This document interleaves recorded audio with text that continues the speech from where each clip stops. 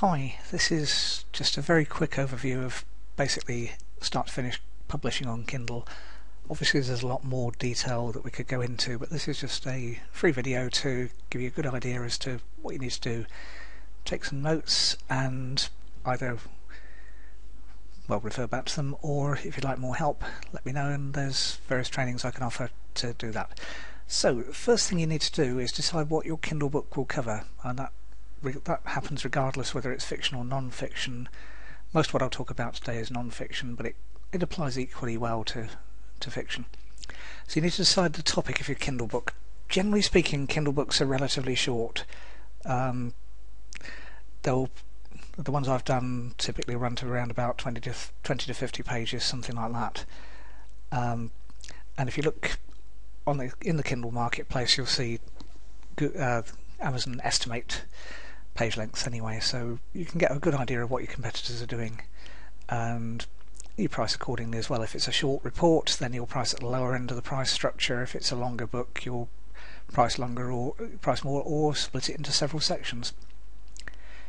Once you've decided on your main topic, next thing to do is do any necessary research. Now, even if you think you know your topic, it's still worth doing that. Go to Amazon, it's your best place to do the research, and use the look inside feature on some of your competition to work out what they're covering, and then jot down from that and also their main sales page within Amazon as to what they're covering, if they've taken the trouble to do that. And by the time you do that on between about 3 and 5 of your competition, you'll know pretty much what the market is after. You can also go to sites like Yahoo Answers, 43 Things, and a few other places to do more research if you want, or even just start typing some of your keywords into Google and you'll find it brings up a list of suggestions, and again those are based on popularity, and you'll be able to get some ideas there. So do whatever research you need to do, and then make an outline of what you're going to cover. Now, depending on how long your Kindle book is going to be, the outline could just literally be like this, a handful of bullet points, or it could be a handful of bullet points and then my favourite way of doing that is subtopics for each of those. So for instance, on decide what your Kindle book would cover, you'd have 2 or 3 or 4 subtopics and so on. And the reason for that is that it makes it really, really easy to write your book. Because you've got an outline, you've got a series of subtopics, then all you need to do is write a couple of paragraphs on each subtopic, and before you know it, because it's really easy to write a couple of paragraphs on anything, it's pretty much like writing an email, then before you know it, your book is written. So that's how I'd recommend, and start writing. Now the thing with writing is that don't edit as you go along. If you're a really slow typist, then it's worth considering one of the speech-to-text things. There's one built into Windows since Windows XP, so if you've got Windows, it's almost certainly built in. They just kind of hide it. It's almost as though Microsoft were embarrassed about including it. But because the one that gets recommended is Dragon Naturally Speaking, and that's good, but it costs money. So if you're on a budget, then the voice-to-text that's built into Windows and Macs it works. But my personal preference, I've been typing for longer than I care to remember, and my personal preference is typing. Either way, start. And the trick is, don't edit as you go along, because the creative process of writing is completely different from the analytical process of editing. So write first, then let it stand, let it rest for a day or 2 days or overnight, or whatever it happens to be. Then go back and do your proofreading and your editing and whatever else. And you'll actually find if you write that way, first off, you'll write a lot more, and secondly, it actually reads pretty well. Now, you're not being marked for grammar. You can run it through a grammar and a spell checker in your word processor anyway, so just do that. And if you're not sure, plenty of places will do proofreading for you. You can go to a site like Fiverr, that's fiverr.com, and there's people on there that will proofread for you if you're really worried. Or the other option is just let your readers get back to you and say you made a typo here and whatever.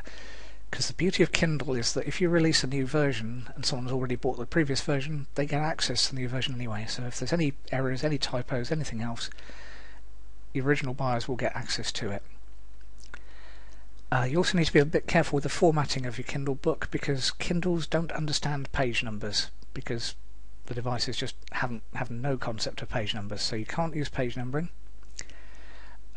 Start a new chapter with just a hard page break, and what I tend to do is actually set the paragraph formatting so that it includes the line after the paragraph and whatever. The other thing to remember is that Kindles are fairly primitive in what they do understand. They don't understand bullet points like this. They don't understand tabs, so just keep the formatting really plain and simple. That works.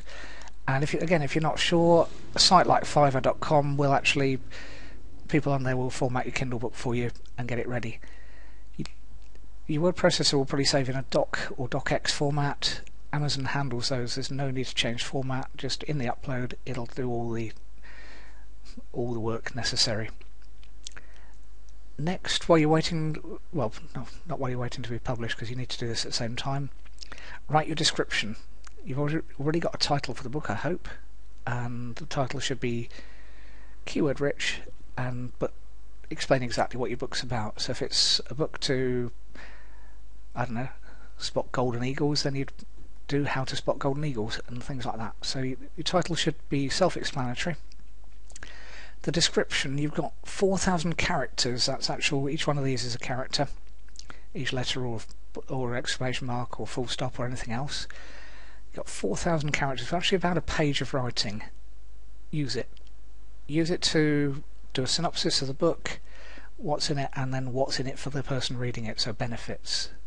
And go into those in depth. You can't use HTML very easily on Amazon. It's quite twitchy about that, so don't go for any special formatting.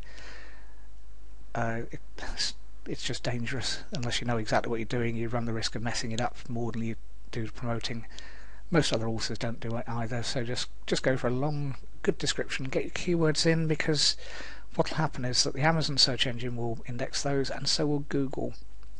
So you stand a chance of coming up higher up in Google if your title and description are good. Get a cover designed.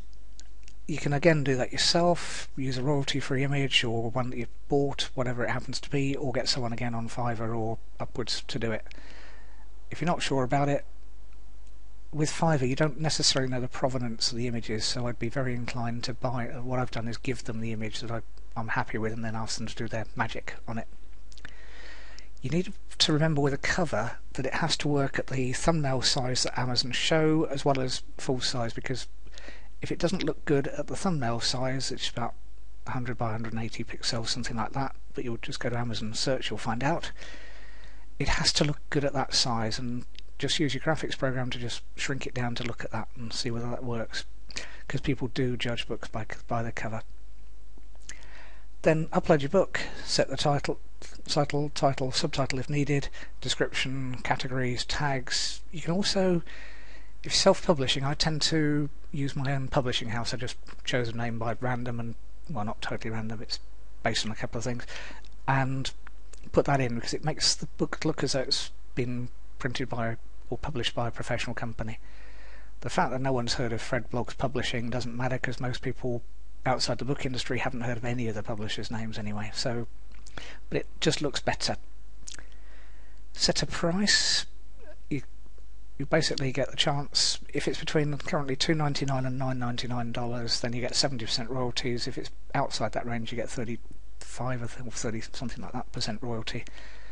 So Amazon are encouraging you to go in the $2.99 to $9.99 price range, and then you get the option to basically publish in different currencies, and you just let Amazon work out the translation. It's just easier. And you also need to decide whether or not to join the KDP Select thing. That allows people that have paid for Amazon Prime to basically download your book for free, and then you get effectively a borrowing rights price, which is just a pot that's split between everyone whose book was borrowed that particular month.